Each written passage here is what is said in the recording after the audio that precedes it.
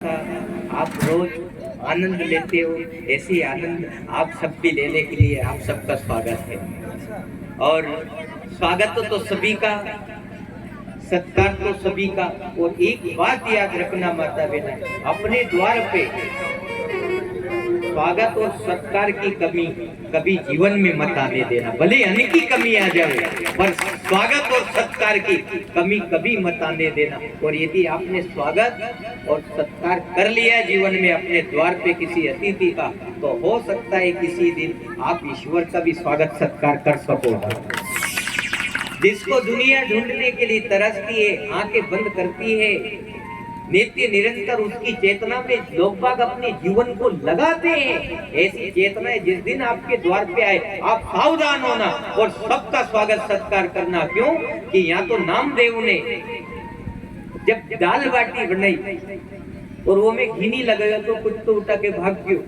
दाल बाटी में घी लगाने के लिए उस कुत्ता से कहते हैं, श्रीमान आप रुक जाओ, मैंने अभी घी नहीं लगायो, घी तो लगावा दो, ओके बाद में भले ही आप ही खा लीजिए, आपका स्वागत है। ऐसे मार्गदर्शन किया इन चैतन्य महाशक्तियों ने, तो आप भी कभी पीछे मत रहना और ऐसी भावना सजो करके आप अपने जीवन में ऐसी धारणा रख करके आगे बढ़ना, तो आपका सत्संग और आपका आना जाना और आपका जन्म मृत्यु का आपको फायदा मिल जाएगा।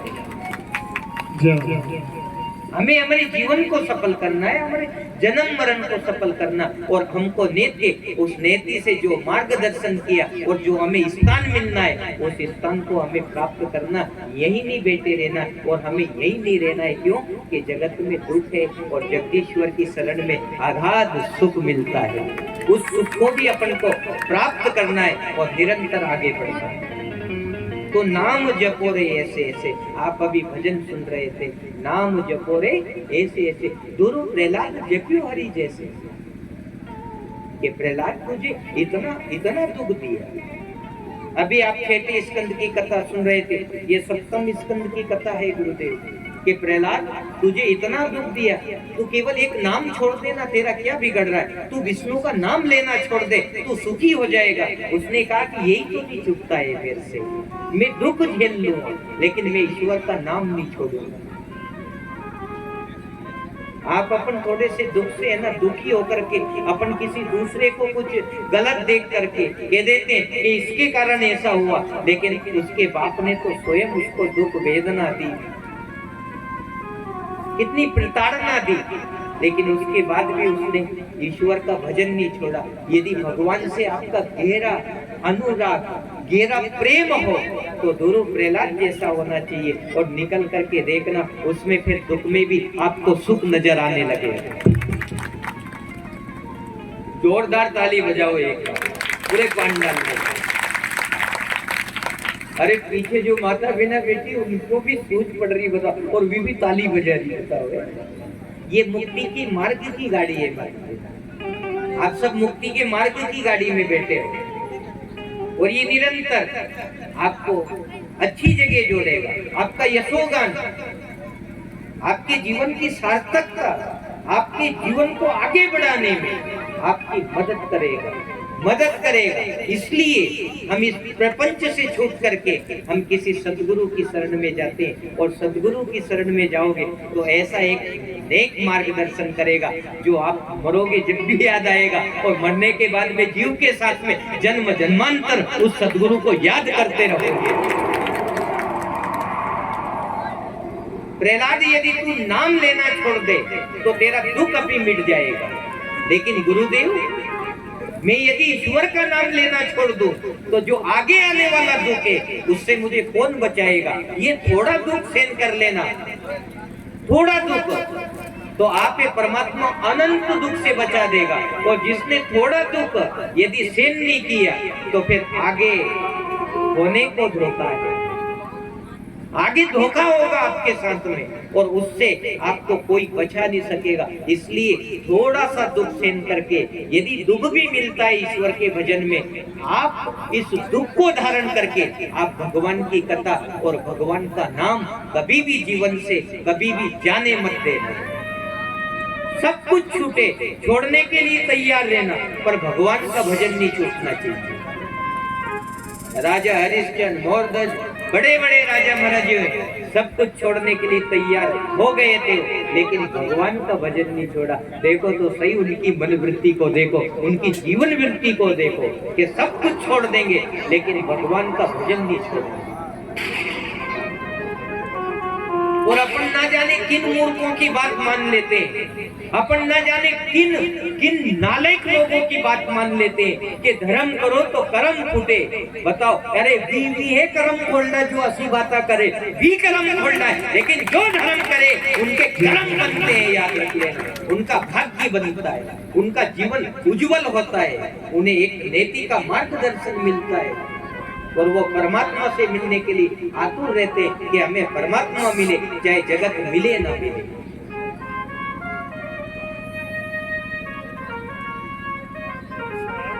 इसीलिए प्रहलाद ने परमात्मा का भजन नहीं छोड़ा। एक छोटी सी जान लेकर के वो कभी किसी कोने में बैठ के ईश्वर का भजन करता था, कभी किस कोने में, और वहां भी लोग बाग उसको दुख देते थे।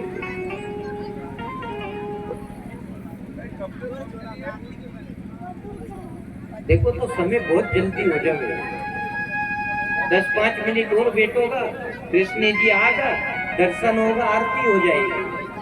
कैसा लगा आपको बताओ? थोड़ा सा समय लगा कि मैं अभी आई और आके पाची चल दूँ। बोला खेड़ा मैनपुरी वहाँ गए, वहाँ भी हमने भागवत कथा करी। वो आप आए इसलिए नहीं कह रहा हूँ मैं वहाँ की विचारधारा को बता रहा हूँ। वहाँ के भक्त लोग, वहाँ की माता बहना, जैसे स्वरूप आपके यहाँ जो बन रहा है ना, ऐसी शांति 7 दिन तक, अरे बहुत विभोर हो गया मैं भी, और बीवी धन्य धन्य हो गया, मैं भी धन्य धन्य हो गया। बहुत अच्छा लगा था मुझे, ऐसा ही लगा था, ऐसी शांति। आपको ये शांति लग रही ना खानदान में? ऐसी शांति वहाँ भी रहती थी। इतने लोग और बिल्कुल शांति से बैठ के कथा सुन रहे। मैं आपको क्या कहूँ, मेरी वाणी छोटी है आपके लिए, मेरे शब्द छोटे हैं आप लोगों के लिए। अब इसके लिए तो मैं मालिक से ही प्रार्थना करूं कि हे मालिक, आप इनकी जब भी जरूरत पड़े आप मदद कर देना और आपका होने का एहसास करा देना। जब भी तो एहसास होगा ना कि वो विष को अमृत कर देता है। सांप पिटारा राणा ने भेजा, उसको भी तो अनंत बनाया ना। वो ऐसी नजर, वो ऐसी कृपा अपने सबके ऊपर करेगा परमात्मा। क्यों? कि हम समय का दान करते, और जो समय का दान करता है उसने परमात्मा को सब कुछ दे दिया, सब कुछ दे दिया परमात्मा को। आपकी जिज्ञासा जागी, आप सबकी जिज्ञासा जागी, आप कहां से सब निकल के आए, तो फिर भगवान की भी तो कोई धारणा होगी, भगवान का भी तो कोई अस्तित्व होगा, भगवान की भी तो कोई ताकत होगी। वो एक न एक दिन आपको जरूर जोड़ करके उसका बोध करा देगी कि मैं हूँ, आप डरना मती, और आप जुड़े रहना कथा से, संत महात्माओं से, सद्गुरुओं से आप जुड़े रहोगे तो यही सनातन मार्ग एक दिन आपको सत्य स्वरूप से जोड़ करके भगवान से दीदार करा देगा आपका। इसलिए प्रहलाद ने परमात्मा का भजन नहीं छोड़ा। 7वें स्कंद की कथा में इतना भर मार्गदर्शन किया कि आस्था बढ़े तो प्रहलाद की तरह बढ़े, भक्ति बढ़े तो ध्रुव की तरह बढ़े, है ना? ऐसे आप आगे बढ़ना और धीरे धीरे इन चीजों को सेवन करना।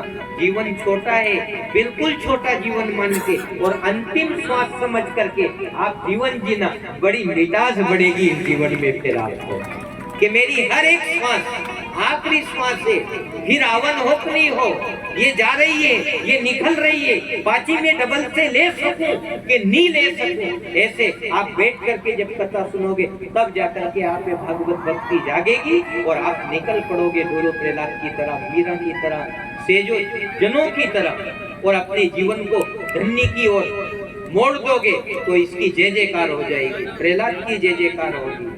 होली में नहीं जला, बचा लिया, लोगों को पता चल गया। कयादू रोती थी, कयादू को पता चल गया कि वास्तव में प्रहलाद मुझे डर लगता था, लेकिन तू सुरक्षित निकल के आया ना, तो आज मेरा मन मान गया कि तेरा भगवान है, आज से वो मेरा भगवान भी। तो भक्तों से तो भक्ति बढ़ेगी, गुरुदेव की शरण में जाने से तो हमें वो परम तत्व मिलेगा। हम उधर यात्रा करेंगे, हमारी हम उसका साथ करेंगे। आज तो सारे भगवान बालकृष्ण को बनाने की तैयारी चल रही है, और जब मैं आदेश कर दूंगा उसके बाद में वहां से बालकृष्ण जी को लेकर के आएंगे।